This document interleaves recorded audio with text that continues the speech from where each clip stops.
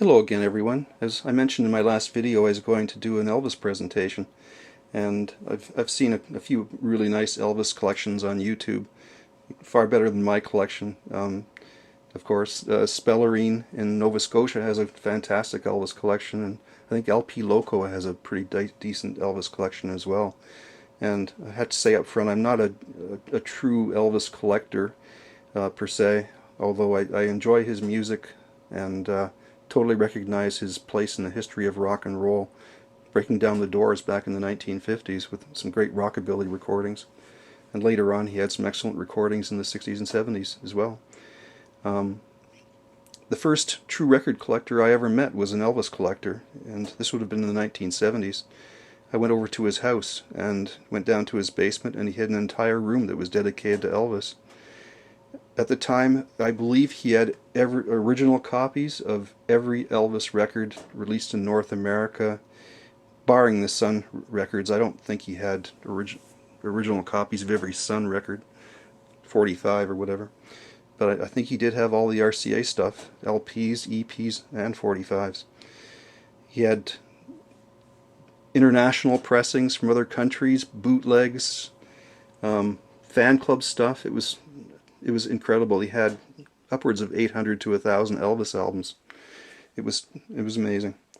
But I said then and there that I'm never going to get this crazy about any artist. Not that devoted to one artist that way.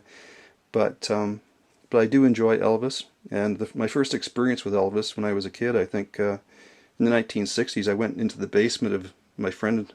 My friend lived down the street, and went into his basement, and it was kind of like the movie Almost Famous.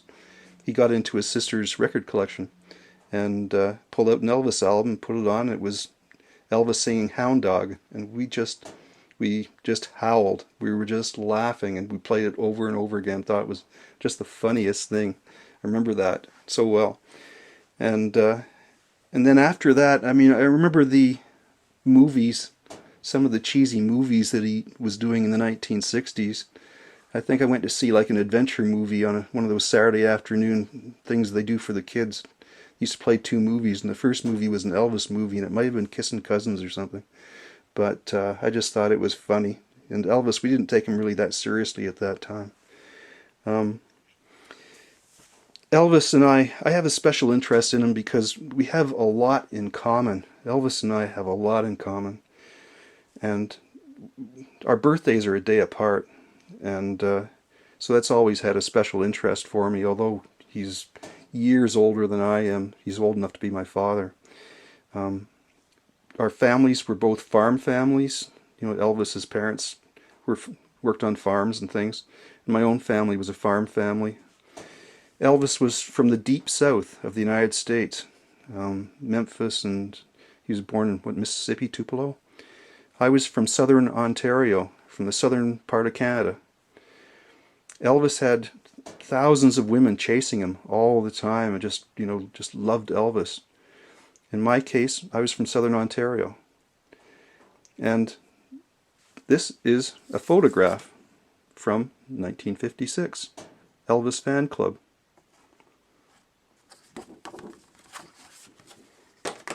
Now, instead of buying all the Elvis albums, which is impossible, it's impossible to do that kind of thing nowadays. At the end of the day, if you have these two box sets, you've got most of the great Elvis material. These came out in the 1990s. The first is the Complete 50s Masters, and it does include the Sun recordings.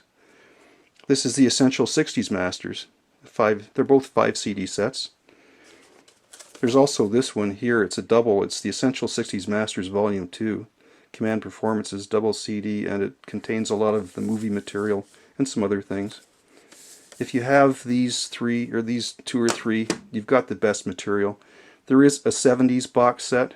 I don't know if it's still available or not, but his 70s period is really dicey. It's optional.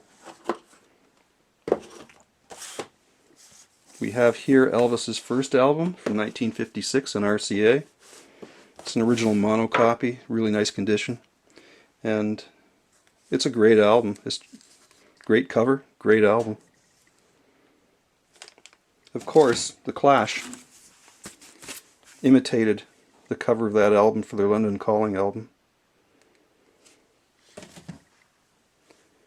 This record here, this is a pressing, a French pressing, probably from the 1980s, and it's a copy, an imitation copy of the first South American Elvis record.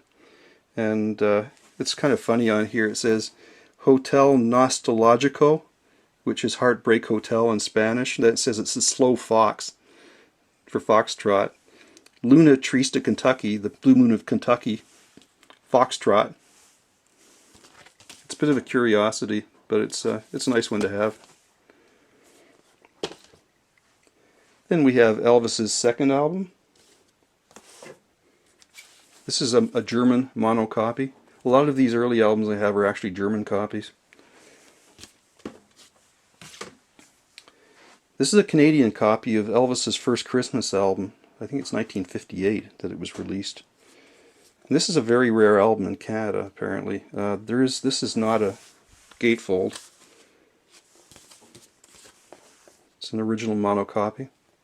I think this is the first Elvis album that I bought myself. It's a Elvis's Golden Records.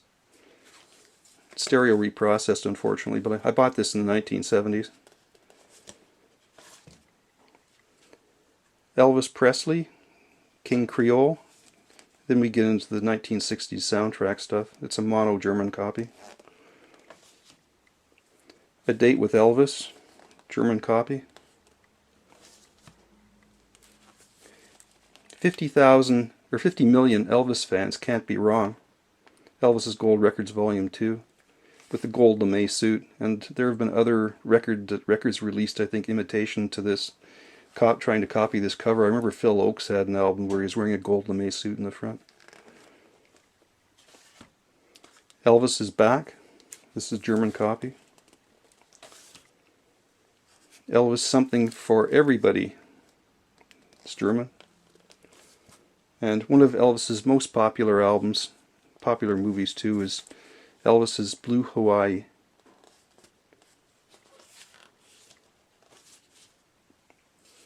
Potluck. Elvis's Golden Records, Volume 3. Girl Happy. Elvis, Frankie and Johnny. He was churning out those movies. Now, this is Elvis's Gold Records Volume 4.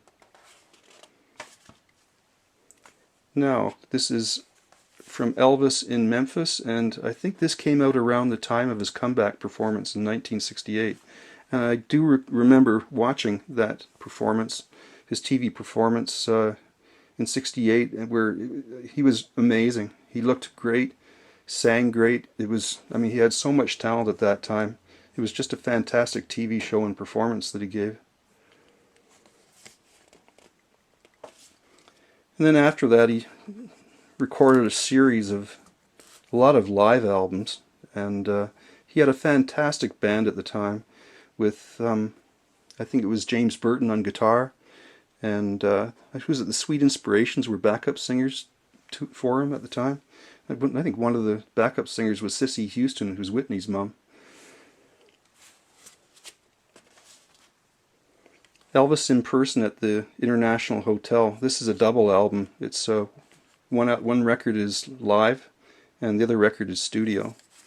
And RCA then split it up, so you could buy just the live album, which is a really good album, and buy it separately. Another live album.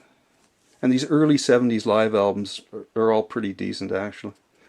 Elvis as recorded at Madison Square Garden. Elvis Raised on Rock. And Elvis Aloha from Hawaii via Satellite. It's a double album. And that was a great show. Everybody watched that. It was fantastic at the time. I think everybody around the world was watching that at the same time. It was January 14th, 1973. I think I was in high school then. Elvis recorded live on stage in Memphis, and there's a nice picture of Graceland.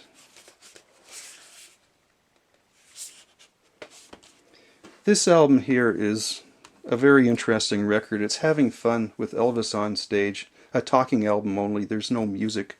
It's Elvis on stage speaking to the audience between songs, introducing things. And he had a very self-deprecating sense of humor, a very dry wit. He was hilarious. He could have done stand-up comedy, I think. He's just a tremendous performer.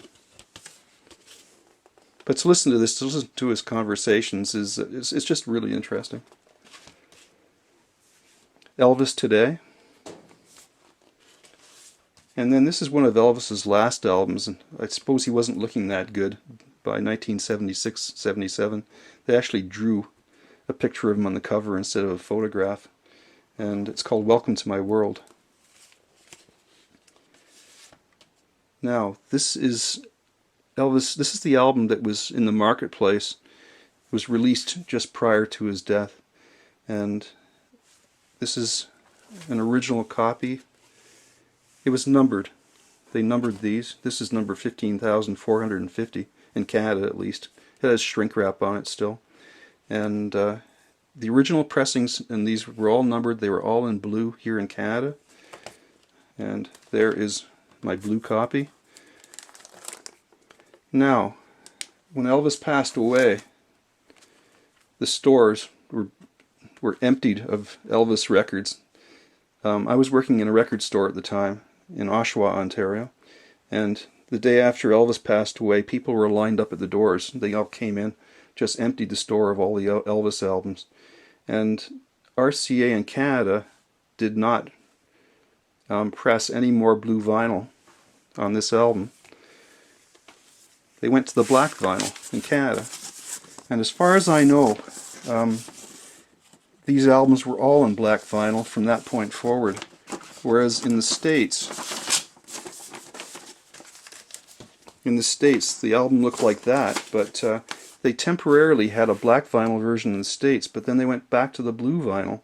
So I think the black vinyl, if I'm not mistaken, the black vinyl copy of this in the States for an American Presley is very rare and highly collectible. Whereas it's not the case in Canada. In Canada, it's the blue vinyl that is the more collectible. The blue vinyl or the numbered series.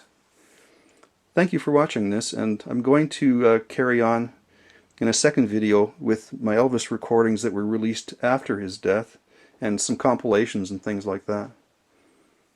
Thanks.